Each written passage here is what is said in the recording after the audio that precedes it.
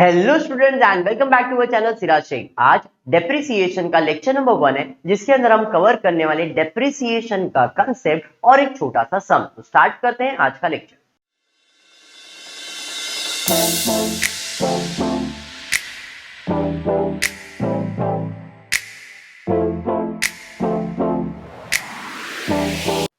First of all, what do you mean by depreciation? Depreciation का मतलब होता है reduction in the value of your asset. जो आपकी प्रॉपर्टीज है, आप जब उसे यूज करते हो, जब मैंने बेसिक टर्म्स करवाया था लेक्चर मतलब फर्स्ट लेसन के अंदर, तो उसके अंदर मैंने आपको डेप्रिसिएशन का मतलब एक्सप्लेन किया था। डेप्रिसिएशन का मतलब होता है जब आप कोई चीज को यूज करते हो तो उसका वैल्यू कम होता है, और जो उसका वैल्यू कम हुआ है because of use, that is because of wear and tear of the asset, it is said to be depreciation. तो इसके अंदर हम सिर्फ और सिर्फ डेप्रिसिएशन का पूरा एक प्रैक्टिकल सम करने वाले, जिसके अंदर अपने को समझेगा कि डेप्रिसिएशन एक्चुअल में कैसे कैलकुलेट किया जा सकता है।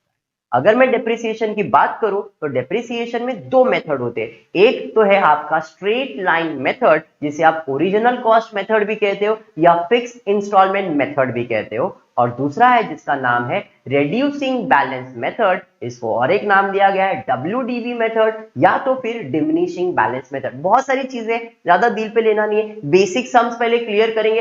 एक मेथड के कितने नाम है? 3 नाम है, और जिसके पर आज हम बेसिक स्टार्ट करने वाले स्ट्रेट लाइन मेथड, यानी कि फिक्स इंस्टॉलमेंट मेथड, यानी कि ओरिजिनल कॉस्ट मेथड। ये तीनों का मतलब एक ही है, original cost method. Original cost method का मतलब है कि मैंने अगर कोई सामान परचेस किया है तो कंपनी क्या करती है, जब भी डेप्रिसिएशन कैलकुलेट करती है, हर बार उसके ओरिजिनल कॉस्ट पे कैलकुलेट करती है। मतलब अगर लाख रुपए का मशीन खरीदा है, एक साल यूज कर लिया, तो 1 लाख के ऊपर फॉर एग्जाम्पल 10% यूज किया है तो 10% उसका वैल्यू कम किया। दूसरे साल भी उसे यूज किया है तो दूसरे साल भी वो 1 लाख के ऊपर ही डेप्रिसिएशन कैलकुलेट करेगी। उसी को कहते हैं ओरिजिनल कॉस्ट मेथड या तो फिक्स इंस्टॉलमेंट मेथड, क्योंकि हर साल डेप्रिसिएशन तो फिक्स ही आने वाला है, इसलिए इसका नाम है फिक्स इंस्टॉलमेंट मेथड या तो स्ट्रेट लाइन मेथड या तो ओरिजिनल कॉस्ट मेथड। समझ में आया क्या? एक छोटा सा सम देता हूं आपके सामने, एक क्वेश्चन ले लेता हूं, देखता हूं क्या क्वेश्चन दिया है। तो आपके सामने क्वेश्चन दिया हुआ है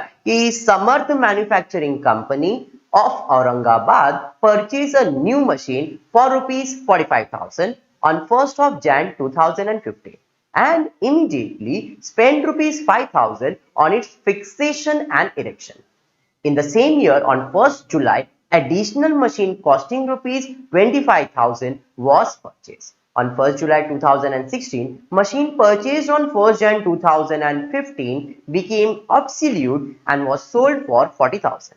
Depreciation was provided for annually on 31st of March at the rate of 10% per annum on fixed installment method.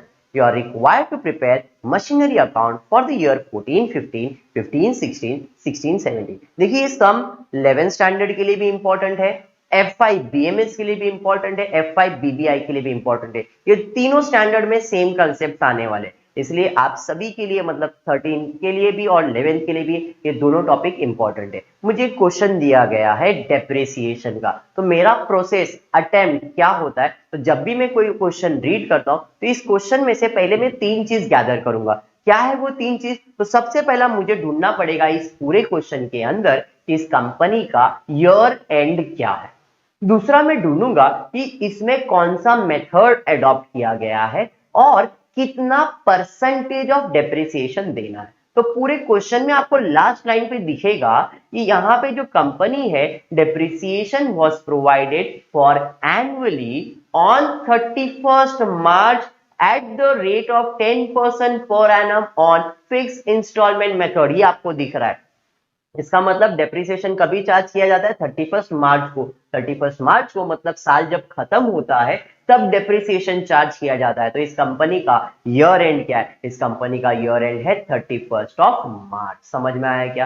कौन सा मेथड है? फिक्स इंस्टॉलमेंट मेथड है, FIM, फिक्स इंस्टॉलमेंट मेथड। इसका दूसरा नाम है स्ट्रेट लाइन मेथड और तीसरा नाम है ओरिजिनल कॉस्ट मेथड। समझ में आया क्या? यहां पे 3 चीजें, एक तो है आपका FIM, दूसरा है OCM और तीसरा है SLM। इतना समझ में आया। अब मैं ढूंढूंगा कितना परसेंटेज ऑफ डेप्रिसिएशन है, तो जरा देखो कितना परसेंटेज। सर इसमें तो 10% पर एनम कहा गया, तो रेट ऑफ डेप्रिसिएशन आ जाएगा 10% पर एनम। इंफॉर्मेशन समझ में आ गया क्या? तो जब भी आप डेप्रिसिएशन का सम सॉल्व करोगे, ये तीन चीज ढूंढना है, year and, method and percentage. Year and, method and percentage, तीन चीज ढूंढ लो और उसके बाद प्रोसेस देखो कैसे सॉल्व होगा। ईयर एंड है तो सबसे पहला ईयर एंड, वर्किंग बना रहा हूं अभी मैं, सॉल्यूशन नहीं, पहले वर्किंग के अंदर सारे कैलकुलेशन कर लेंगे और फिर जो क्वेश्चन का सॉल्यूशन होगा यानी कि जो लेजर होगा वो बहुत सिंपल रहेगा। तो सबसे पहला आपने तीन इंफॉर्मेशन गैदर किया है, year and, method and percentage. अब ईयर एंड से क्या करने का, कैलेंडर प्रिपेयर करने का। नॉर्मली आप 11th स्टैंडर्ड के लिए फर्स्ट टाइम होगा तो आपने कैलेंडर देखा है, जैन से चालू होता है दिसंबर में खत्म होता है, 12 महीने का कैलकुलेशन, इसे कैलेंडर ईयर कहते हैं। लेकिन 13 वाले को मालूम होगा कि 2 ईयर होता है, एक होता है आपका फाइनेंशियल ईयर या तो अकाउंटिंग ईयर जिसे आप कहते हो, और दूसरा होता है कैलेंडर ईयर। कैलेंडर ईयर का मतलब है जैन से दिसंबर, लेकिन अकाउंटिंग ईयर चालू होता है अप्रैल में और खत्म होता है मार्च में। 12 महीने का कैलकुलेशन है, बट अकाउंटिंग ईयर कब चालू होता है, अप्रैल में, और खत्म कब होने वाला है, मार्च में। अप्रैल में, जून, जुलाई एंड सो ऑन, आप काउंट करके देखना आपको 12 महीना मिलेगा। सर ऐसा कहते, अब डिपेंड करता है, कोई लोग अप्रैल टू मार्च नहीं लेते, कोई अलग तरीका भी है। जैसे जैन में चालू हुआ तो दिसंबर में, तो फेब में चालू हुआ तो कब खत्म होगा, जैन में, एक महीना आगे आ जाता है। जैसे मैं बोलता हूं मार्च में खत्म हो रहा है साल, तो चालू कब होगा, अप्रैल में चालू होगा। अप्रैल में खत्म हो रहा है तो चालू कब होगा, मई में। मई में खत्म होएगा तो चालू कब होएगा, जून में, एंड सो ऑन। तो आपका अकाउंटिंग ईयर याद रखना है, 12 महीने का कैलकुलेशन करना है। साल मार्च में खत्म हो रहा है तो चालू कब होएगा, अप्रैल में। अपने को ईयर एंड मिल गया है मार्च, तो मैं बनाऊंगा ईयर एंड से कैलेंडर। तो यहाँ पे मैंने कैलेंडर बनाया, आपको दिख रहा रहेगा, अप्रैल, मई, जून, जुलाई, अगस्त, सितंबर, अक्टूबर, नवंबर, दिसंबर, ये मैंने कैलेंडर बनाया। आपको ऐसा 3 साल तो मिनिमम बना के रखना है। तो मेरे को 3 साल का कैलेंडर बनाना है, अप्रैल, मई, जून, जुलाई, ऐसे मैंने 3 साल का कैलेंडर बना दिया। ये समझ में आया? ईयर एंड से कैलेंडर प्रिपेयर करना, ईयर एंड से कैलेंडर प्रिपेयर करना, ईयर एंड से कैलेंडर प्रिपेयर करना। कैलेंडर बन गया। अब कैलेंडर पे ईयर होना जरूरी है कि कैलेंडर तो बना है, बट ये कौन से साल का कैलेंडर है, उसके लिए आपको क्वेश्चन में देखना होगा कि कंपनी ने पहला परचेज किस साल में किया है। तो यहां पे दिया है, Samarth manufacturing company Aurangabad purchase a new machine for rupees 45,000 on 1st Jan 2015, Jan 2015। तो आपको जैन 2015 जो पहले साल में दिख रहा है, दिसंबर के बाद जैन आ रहा है, फर्स्ट ईयर में देखो तो जैन 2015 है, तो फेब भी 2015 होगा, मार्च भी 2015 होगा, बट जैन के पहले दिसंबर है, दिसंबर में तो कैलेंडर बदल जाता है, तो 2014 रहेगा दिसंबर और जनवरी क्या रहेगा, 2015। तो दिसंबर के पहले 14 14 14 14 मतलब अप्रैल कौन सा रहेगा, 14 रहेगा, क्योंकि 15 में खत्म हुआ है तो 14 में चालू हुआ रहेगा। तो पहला जो आपका ईयर है, पहला आपका कैलेंडर का ईयर है, 14 में चालू हुआ, 15 में खत्म हुआ। मार्च 15 में खत्म हुआ तो अप्रैल 15 में चालू होगा, क्योंकि ऐसा थोड़ी है कि भाई दुकान बंद कर दो कैलेंडर बंद होने वाला, नहीं, कैलेंडर तो कंटिन्यू होने वाला है। तो यहाँ पे मार्च में खत्म हुआ है तो अप्रैल में चालू हुआ, कौन से ईयर में, 15 में। तो यहाँ पे 15 में, दिसंबर तक 15 होगा, जैन में 16 हो जाएगा, फेब में 16, मार्च में 16, तो ये 16 का ईयर हो गया। फिर आपका 16 में चालू हुआ और 17 में खत्म हुआ। तो आपका जो अकाउंटिंग ईयर है, 14 15 पहला साल है, 15 16 दूसरा साल है, 16 17 आपका तीसरा साल है। यह आपका अकाउंटिंग ईयर है। समझ में आ गया? ये बेसिक इसलिए ले रहा हूं क्योंकि ये सब 11th के लिए भी इंपॉर्टेंट है और 11th के लिए फर्स्ट टाइम है। 13 को ऑलरेडी ये अकाउंटिंग ईयर का कंसेप्ट मालूम होगा, थोड़ा अगर बोरिंग जैसा लग रहा है तो कुछ नहीं, आप फास्ट फॉरवर्ड करना, बट बाकी सब के लिए 11th स्टैंडर्ड के लिए आपको ये तो देखना ही है। आई होप इतना आपको समझ में आया। तो सबसे पहला स्टेप डेप्रिसिएशन में क्या करना है, तो डेप्रिसिएशन में सबसे पहला ईयर एंड से क्या प्रिपेयर करना है, कैलेंडर। 3 साल का मिनिमम कैलेंडर प्रिपेयर करेंगे और उसको ईयर दे देंगे। अब जो आपको क्वेश्चन दिया है उसको इस कैलेंडर पे प्लॉट करेंगे, मार्किंग करेंगे। क्या दिया था, तो समर्थ मैन्युफैक्चरिंग कंपनी औरंगाबाद ने एक मशीन परचेज किया है 45,000 का 1 जैन 2015 को। तो जरा 1 जैन 2015 जहां पे आ रहा है उसको जरूर हम लोग क्या करते हैं, सर्कल करते हैं। देखो मैंने सर्कल कर दिया। अब उस सर्कल के आगे मुझे लिखना है परचेज किया है, कितने का परचेज किया है, 45,000। तो मैंने उसे राउंड कर दिया, उसके ऊपर P लिख दिया कि भाई मैंने परचेज किया। सर लेकिन आपने उसी टाइम पे इमीडिएटली 5,000 का खर्चा किया उसके ऊपर फिक्सेशन का और इरेक्शन का, मतलब कोई इंस्टॉलेशन चार्जेस वगैरह पे किया तो मैंने ऐड कर दिया भाई, उसी दिन मैंने 5,000 का खर्चा किया है। इन शॉर्ट मैंने मशीन परचेज कितने का किया है, 50,000 रुपए का। वर्किंग समझ में आ गया क्या? फिर आगे बढ़ते, आगे क्या दिया है, सेम ईयर में, सेम ईयर मतलब अभी मैं कौन से ईयर में हूं, 2015 में हूं, जनवरी 2015 में हूं, तो उसी साल में 2015 के साल में कौन से मंथ में, 1 जुलाई को, 1 जुलाई 2015, तो 1 जुलाई 2015 किधर आएगा, देखो सेकेंड ईयर में आ जाएगा, वहां पे देखो मैंने मार्किंग किया, उस तारीख को भी मैंने क्या किया, 25,000 का परचेज किया, तो 1 जुलाई को मैंने राउंड किया, जुलाई के आगे मैंने परचेज लिख दिया, कितने का, 25,000 का। समझ में आया क्या? अब आगे क्या है, आगे दिया है 1 जुलाई 2016, अभी 1 जुलाई 2015 था, 15 दिसंबर तक 15 है, जनवरी में 16 हो जाएगा, और इसका थर्ड ईयर में आ जाओगे तो थर्ड ईयर में यहां पे जुलाई 16 को आपने क्या किया है, यहां पे आपने सेल्स किया, तो मैंने लिखा एस यानी कि सेल्स, पी यानी कि परचेज, तो मैंने कितने का सेल्स किया है, सर आपने 40,000 का सेल किया है, और उसका ओरिजिनल कॉस्ट था 50,000 रुपए। जब भी आप मशीन सेल करोगे, जब भी आप मशीन सेल करोगे तो उसका original cost and date of purchase लिखना बहुत जरूरी है।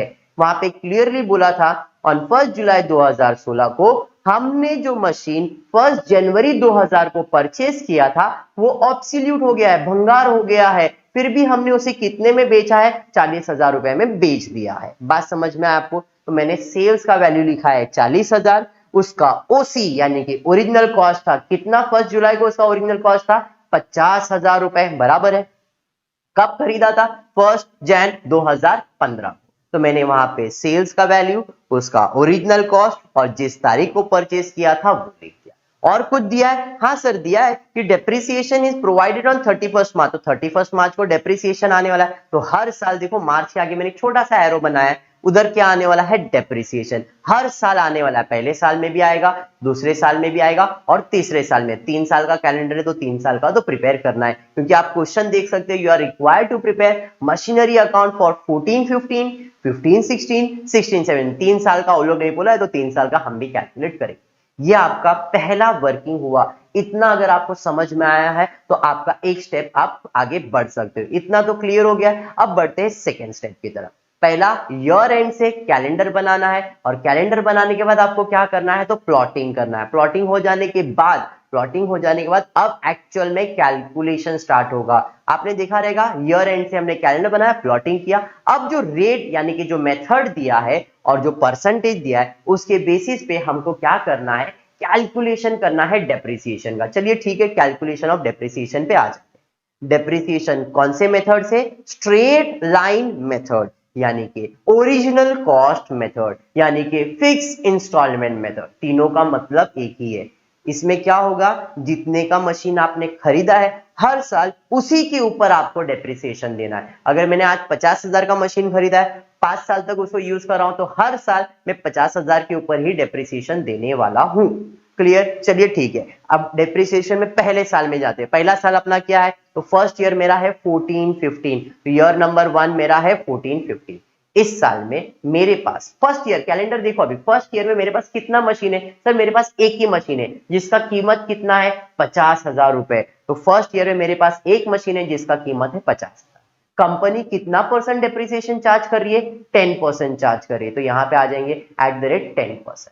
अब ये मशीन आपने कब खरीदा था, तो देखो आपके कैलेंडर में आपने कब खरीदा था, सर 1 जनवरी को खरीदा था, वर्किंग आपको दिख रहा है 1 जनवरी को खरीदा था। तो मैंने 2014-15 में कितना टाइम इस मशीन को यूज किया है, सर जनवरी में खरीदा है तो आपने जनवरी में यूज किया, फरवरी में यूज किया, मार्च में यूज किया, आपने तो 3 ही महीना यूज किया है, तो इस पे आपको कितना महीने का डिप्रिसिएशन देने का है, 3M मतलब 3 मंथ्स का। समझ में आया आपको? अब मैं इसका डेप्रिसिएशन एक्चुअल में कैलकुलेट कर रहा हूं, जरा ध्यान देना, छोटा सा एक वर्किंग बनाया। मशीन कितने का है, 50, कितना परसेंट कैलकुलेट करना है, 10%। तो 10% मैंने आपको बताया, एक जीरो कम कर दो, तो 50,000 का 10% कितना आएगा, 50,000 का 10% आएगा आपको 5,000 रुपए। बट ये जो आया है 10% पर एनम है, मतलब पूरे साल का है। तो अगर 50,000 का 10% 5,000 है, तो ये 5,000 पूरे साल का है, पर एनम का है। मुझे कितने मंथ्स के लिए कैलकुलेट करना है, 3 मंथ्स के लिए। तो अगर 12 महीने के लिए 5000 है तो 6 महीने के लिए 5000 का आधा, तो 5000 का आधा कितना आएगा, 5000 का आधा आएगा 2500। और 6 महीने का आधा कितना होता है, 3 महीना, तो 3 महीने के लिए भी 2500 का आधा कर दो, तो 2500 का आधा कितना आएगा, 1250। समझ में आया। तो इस वर्किंग को 13 वाले क्या करने भाई, कैलकुलेटर है, आप कैलकुलेटर पे कैलकुलेट कर सकते हो। मैं ये 11 के पॉइंट ऑफ व्यू से एक्सप्लेन कर रहा हूं क्योंकि 11 के लिए टॉपिक फर्स्ट टाइम है, उनको कैलकुलेटर अलाउड नहीं है, तो उनको ऐसा कैलकुलेशन करना हो। आई होप आपको समझ में आ रहा है। तो 50,000 का 10% 5000 पूरे साल का है, बट अपने को 3 महीने के लिए चाहिए, तो पूरे साल के लिए 5000, आधे साल के लिए 2500, 3 महीने के लिए 1250। तो यहाँ पे अब 3 महीने का 50,000 पे 10% कितना आ जाएगा, तो वर्किंग के हिसाब से इसके पास आएगा 1250। और कुछ है क्या पहले साल में, नहीं, तो इसका टोटल कर लेते, इसका टोटल सर एक ही आएगा 1250। खत्म हो गया आपका पहले साल का वर्किंग। बट क्या मैंने 50,000 का मशीन जो खरीदा है पहले साल में बेचा है क्या, नहीं सर आपने बेचा नहीं। तो अगले साल मतलब नए साल में मेरे पास तो होगा ही, मैं आ जाता हूं सेकेंड ईयर में। मेरा सेकेंड ईयर क्या है, 2015-16। इस साल में मेरे पास पहले से 50,000 का मशीन तो है जिसे मैं यूज कर ही रहा हूं। कितना परसेंट है इसके ऊपर, 10% डेप्रिसिएशन देना है। अब मार्च तक था, नए साल में अप्रैल में आया, तो अप्रैल से लेके मार्च पूरा साल मैंने इसे यूज किया है। अब बेचा है क्या, नहीं, पूरा साल मतलब 12 महीना इसको यूज किया है। तो इस पे जो डेप्रिसिएशन आने वाला है कितने मंथ्स के लिए आने वाला है, 12 महीने के लिए। कैलकुलेशन आपने किया है, 50,000 का 10% 12 महीने के लिए कितना आने वाला है, तो सर 5000 आने, तो इसका 5000। इसी साल में मैंने और एक मशीन खरीदा है, जैसे आपको दिख रहा रहेगा 2015-16 में आपका जो वर्किंग है वहां पे 1 जुलाई को आपने 25,000 का परचेज किया है, दिख रहा है आपको। तो इधर और एक मशीन परचेज हुआ है सेकेंड ईयर में, तो यहाँ पे 25,000 का मशीन परचेज हुआ है। इस पे भी मुझे डेप्रिसिएशन देना है, कितना परसेंट, 10%। अब ये खरीदा कब है, 1 जुलाई, तो जुलाई का महीना यूज किया, अगस्त, सितंबर, अक्टूबर, नवंबर, दिसंबर, जैन, फेब, मार्च, कितना महीना यूज किया आपने इसे, 9 मंथ्स यूज किया है। तो इसके ऊपर कितना परसेंट डेप्रिसिएशन, 10%, कितने महीने के लिए, 9 मंथ्स के लिए। देखते अब इसका 9 मंथ्स के लिए कितना डेप्रिसिएशन आएगा।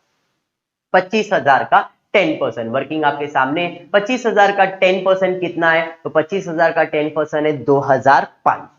बट 2,500 साल भर का है, पूरे साल का है। आधे साल के लिए उसका आधा करना पड़ेगा, तो 2500 का आधा कितना आएगा, 1,250। तो 12 महीने के लिए 2500, 6 महीने के लिए 1,250। क्लियर है। अब 6 महीने का भी आधा करना है, तो 6 महीने का आधा मतलब 1250 का आधा, 1200 का आधा 600, 50 का आधा 25, तो 625 हो जाएगा। तो 6 महीना और 3 महीना दोनों को प्लस करोगे तो 6 + 3 कितना आएगा, 9 मंथ्स, मतलब 1250 प्लस 625 करोगे तो आपको 9 मंथ्स का डेप्रिसिएशन मिल जाएगा। तो 1250 प्लस 625 करो, कितना आ रहा है सर, 1875, 1875। तो इधर डेप्रिसिएशन कितना आएगा, 1875। समझ में आ गया क्या। अब ये तो हो गया, और कुछ है क्या इस साल में, नहीं। तो अब इसका टोटल कर लेते, तो इसका टोटल कितना आ रहा है, तो 1875 का टोटल करेंगे तो 6875। ये सेकेंड ईयर का टोटल डेप्रिसिएशन हो गया। बट क्या सेकेंड ईयर में दोनों मशीन मैंने बेचा है, नहीं, मतलब तीसरे साल में फिर से मेरे पास आने वाले, तो थर्ड ईयर में आ जाऊंगा। ये दोनों मशीन मेरे पास है, एक 50,000 का और एक 25,000 का। बट ये जो 50,000 का मशीन है इसे मैंने 1 जुलाई को बेच दिया है। 1 जुलाई को, डेट देखना, 1 जुलाई दिया था, मतलब अप्रैल, मई और जून। 1 जुलाई, तो 1 जुलाई काउंट नहीं होगा, 3 महीना यूज किया फिर बेचा। तो 50,000 पे 10% सिर्फ 3 महीने के लिए कैलकुलेट करेंगे। ऑलरेडी वर्किंग बना के रखा है, तो 50,000 का 3 महीने का कैलकुलेशन कितना है, तो सर 1,250। इसको मैंने कुछ स्पेशल किया, आपको दिख रहा रहेगा, व्हाइट बॉक्स कर दिया, क्यों, क्योंकि इस मशीन को मुझे बेचना है। तो इसके बाजू में लिख देने का एस। जब भी जिस साल में जिस मशीन को आप बेचोगे तो उसके ऊपर जितना डेप्रिसिएशन है उसको स्पेशल करना है और उसको एस लिख देना, क्योंकि भाई साहब को आपने बेच दिया है। दूसरा मशीन जो है 25,000 का, इसे बेचा है क्या, नहीं सर, अप्रैल से लेके मार्च पूरा 12 महीना यूज किया eight the rate 12%, sorry 10%, 12 months के लिए। कैलकुलेशन आपके सामने, साल भर का 10% 2500 आने वाला है। अब करेंगे टोटल, ध्यान से देखना, जब आप टोटल कर रहे हो और कोई मशीन सेल हुआ है तो उसका टोटल डेप्रिसिएशन में नहीं आने वाला है। 1250 है और 2500 है, तो टोटल में मैंने सिर्फ 2500 लिखा है। 1250 क्यों नहीं लिखा है? क्योंकि उसे मैंने बेच दिया है। तो यहाँ पे टोटल में आपको कितना दिख रहा है? यहाँ पे टोटल में सिर्फ 2500 आएगा। ये वर्किंग समझ में आ गया है। इसे कहते हैं calculation for depreciation. First year, second year and third year, 3 साल मैंने डेप्रिसिएशन कैलकुलेट कर दिया। क्लियर हो गया? ये आपका सेकेंड वर्किंग है। पहला वर्किंग जो आपको दिख रहा है ऊपर, ये आपका पहला वर्किंग है। ईयर एंड, मेथड और फिर परसेंटेज, कैलेंडर बनाने का, प्लॉटिंग करना है, वो करने के बाद डेप्रिसिएशन कैलकुलेट करना है। तीसरा पॉइंट है आपका कैलकुलेशन। तो डेप्रिसिएशन का हो गया, बट आपने एक मशीन को बेचा है। जब मशीन बेचोगे तो आपको फायदा या नुकसान होने वाला है, तो आपको कैलकुलेट करना है प्रॉफिट एंड लॉस। अब प्रॉफिट एंड लॉस कैलकुलेट करने के लिए क्या करना पड़ेगा? तो उस मशीन का ओरिजिनल कॉस्ट निकालना पड़ेगा। तो भाई साहब का ओरिजिनल कॉस्ट कितना है? तो सर जिस मशीन को मैंने बेचा उसका ओरिजिनल कॉस्ट है 50,000 रुपए। मैंने लिख लिया ओरिजिनल कॉस्ट 50,000 रुपए। समझ में आया? उसको अब तक आपने कितना यूज किया? सर पहले साल में 3 महीना यूज किया, दूसरे साल में पूरा साल यूज किया, तीसरे साल में सिर्फ 3 महीना यूज किया। तो आपने अब तक उसे कितना यूज किया है, यानी कि उस पर कितना डेप्रिसिएशन दिया है? तो पहले साल में मैंने उसके पर डेप्रिसिएशन दिया था 1250। दूसरे साल में 50,000 पे कितना डेप्रिसिएशन दिया था? 5,000। तीसरे साल में 50,000 पे कितना डेप्रिसिएशन दिया था? सर 1250। तो 1250 प्लस 1250 2500, 2500 प्लस 5,000 कितना हो गया? 7,500। तो यहाँ पे डेप्रिसिएशन मतलब इसके पर टोटल डेप्रिसिएशन कितना हमने चार्ज किया है? 7,500। तो 50,000 में 7,500 माइनस करेंगे तो इसका WDV यानी कि आज का भाव मिलेगा। तो आज का भाव कितना है? 50,000 में 7,500 माइनस करो, 42,500। क्लियर हो गया? अब आज का भाव मतलब आज अगर बेचोगे, आज बेचोगे तो 42,000 तो कम से कम मिलेगा। बट मैंने बेचा तो मुझे कितना मिला? तो सर इसको बेचा, सोल्ड कितने में किया है? 40,000 में। तो 42,500 का चीज है, 40,000 में बेच रहे, फायदा हुआ कि नुकसान? सर 42 का सामान है, 40 में बेच रहे, मतलब नुकसान हो रहा है। यहाँ पे लॉस हो रहा है। कितने का हो रहा है? 2,500 का। इतना वर्किंग अगर आप कर लिए तो आपका काम हो गया है। अब आपको सिर्फ इसका सॉल्यूशन प्रिपेयर करना है। अब तक मैंने सिर्फ वर्किंग किया है, वर्किंग रेडी है, सॉल्यूशन इजी हो जाएगा। क्लियर हो गया? अब आ जाता हूं सॉल्यूशन के ऊपर। सेम चीज को मैंने यहां पे पहले से रखा है, खाली छोटा सा मैंने यहां पे क्या किया है? लेजर प्रिपेयर किया है। आपको दिख रहा रहेगा लेजर अकाउंटिंग। 11th स्टैंडर्ड को लेजर तो मालूम है कैसे बनता है? डेट, पर्टिकुलर, छोटा सा जेएफ का column, amount, debit side, credit side, date, particular, LF sorry JF का कॉलम और अमाउंट। तो ये आपका मशीनरी अकाउंट है। और ये साइड पे जो आपको दिख रहा है, वो जो अभी तक हमने वर्किंग बनाया वो सब थोड़ा सा मैंने रखा है। अब सब चीज को एक पेज पे नहीं कर सकता था, इसलिए थोड़ा थोड़ा मैंने सबको पेश कर दिया। ऊपर मैंने जो कैलेंडर बनाया था, जो मार्किंग किया था, वो है ईयर एंड है। और यहाँ पे जो डेप्रिसिएशन कैलकुलेट किया, और उस साइड पे जो आपको दिख रहा है प्रॉफिट एंड लॉस का कैलकुलेशन है। पहला कैलेंडर है, प्रॉफिट एंड लॉस है, और ये आपका क्या है? तो यहाँ पे आपने क्या किया है? जो डेप्रिसिएशन कैलकुलेट किया है वो करना क्या है? तो ईयर वाइज आपको लेजर का पोस्टिंग करना है। पहले साल में क्या क्या हुआ? पहले साल में आपने एक 45,000 का मशीन खरीदा था, 5,000 उसके ऊपर खर्चा किया था, और पहले साल में आपने डेप्रिसिएशन दिया था। 3 चीज हुआ है। फर्स्ट ईयर में आप देखो तो जो सर्कल किया है, पहला 45,000 का परचेज, 5,000 का इंस्टॉलेशन, फिर 31 मार्च को डेप्रिसिएशन। दूसरे साल में आओगे तो एक और परचेज हुआ है, और कुछ हुआ है? नहीं सर, डेप्रिसिएशन। तो दूसरे साल में 2 चीज हुआ है, परचेज हुआ है, डेप्रिसिएशन। तीसरे साल में आओगे तो सर सेल्स हुआ है और डेप्रिसिएशन। तो जितना हुआ है उतना आपको इस लेजर में पोस्टिंग करना है, और कुछ भी नहीं। स्टार्ट करेंगे। पहला, आपने 1 जैन को मशीन परचेज किया। आपने जब मशीन परचेज किया है तो मशीन आएगा, रियल अकाउंट है, debit what comes in, credit what goes out. तो मशीन आ रहा है तो मशीनरी अकाउंट क्या होगा? डेबिट होगा। किसके पास से परचेज किया है? तो कुछ नाम दिया है क्या? नहीं सर, नाम नहीं दिया, मतलब आपने कैश में परचेज किया है। तो मशीन आएगा और क्या जाएगा? पैसा जाएगा। तो मशीनरी अकाउंट डेबिट, क्या जा रहा है? पैसा। तो यहाँ पे लिखेंगे टू कैश और बैंक अकाउंट। कितने का परचेज किया है? 45,000 का। उसी दिन पे आपने 5,000 का खर्चा किया, तो पैसा जा रहा है कहाँ? मशीनरी पे। तो वापस से मशीनरी में पैसा, मतलब मशीनरी आ रहा है, तो फर्स्ट जैन को एक्सपेंस हुआ। यहाँ पे टू कैश और बैंक कितना? 5,000। 45 और 5 समझ में आया? तो मशीन कितने का हो गया? 50,000। तो परचेज की एंट्री हो गई। उसके बाद मार्च में आ रहे डेप्रिसिएशन। डेप्रिसिएशन का मतलब है reduction in the value of asset. Asset होता है डेबिट, वैल्यू कम करने के लिए क्रेडिट, असेट होता है डेबिट, वैल्यू कम करने के लिए क्रेडिट, तो क्रेडिट साइड पे क्या लिखोगे, बाय डेप्रिसिएशन। पहले साल का डेप्रिसिएशन जो आपने वर्किंग बनाया, पहले साल का कितना डेप्रिसिएशन है, टोटल देखो टोटल कितना है 1250, तो यहाँ पे सिर्फ आपको लिखना है 1250, खत्म हो गया आपका। इतना समझ में आया, तो ये आपका फर्स्ट ईयर हो गया। अब आपको क्या करना है, जितना कुछ आपने यहाँ पे पोस्ट किया उसको सिर्फ क्लोज करना है। तो फर्स्ट ईयर का टोटल ले लेते, कौन से साइड का टोटल ज्यादा है सर, डेबिट साइड का टोटल ज्यादा है, 45 प्लस 5 50,000, 50,000 सेम दोनों बाजू लिख दिया है। 50,000 में 1250 को माइनस करेंगे तो आपको बैलेंस आएगा, यहाँ पे बैलेंस आ रहा है 48,750। जो उधर का क्लोजिंग है वो इस साल का ओपनिंग बन जाएगा, तो यहाँ पे टू बैलेंस ब्रॉट डाउन करेंगे 48,750।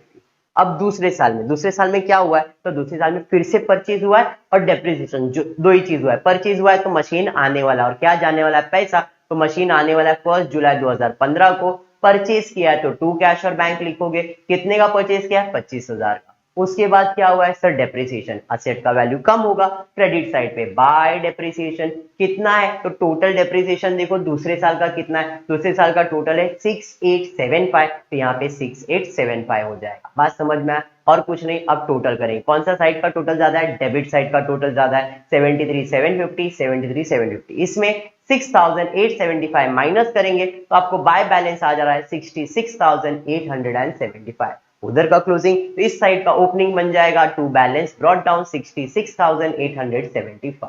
समझ में आया। थर्ड ईयर में जा रहे, और थर्ड ईयर में आ रहे तो आपने क्या किया है, सेल्स किया है। थर्ड ईयर में क्या किया है, सेल्स किया है। जब भी आप सेल्स करोगे,